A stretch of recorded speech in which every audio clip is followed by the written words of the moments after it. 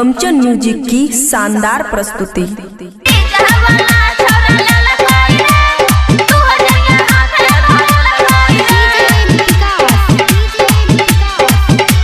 खुशी recording studio बलुआ।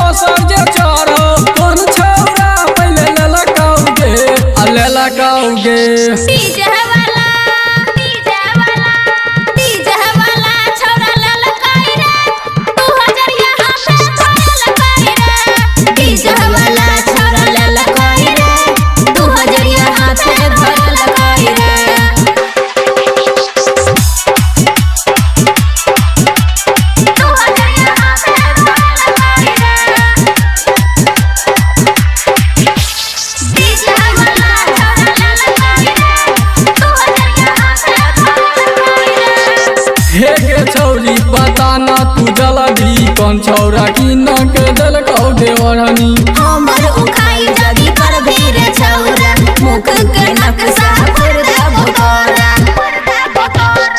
हे के छौरी बताना तू जल्दी कौन छौरा की न के दल कौ देवरनी हमर उखाई जगी पर भीर छौरा मुख के नक्शा पर देबो तोरा दिन में चाचा गो छौरा के पीछा तइयो न भराउ छौरी के इच्छा कौन छौरा पहिले ललकाओगे आ ललकाओगे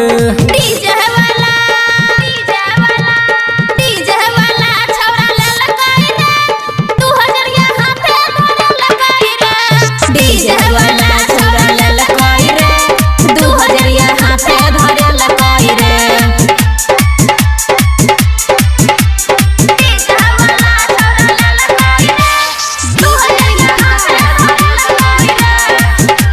खुशी रिकॉर्डिंग स्टूडियो बलुआ। आगे कहे चौराई कर सो बिंज दिल खुश तोरा जवानी के कर दे तो खुश आनंद यादव के सैया बनाइबा तोरा सबके लोकनिया ले जाइबा आगे कहे चौराई कर सो बिंज दिल खुश तोरा जवानी के कर दे तो खुश आनंद यादव के सैया बनाइबा तोरा सबके लोकनिया ले जाइबा दिन रात काम कर लइगे छौरी तइयो ने तोरा मनो जे भरलौ कोन छौरा पहिले ललकाओगे आ ललकाओगे डीजे वाला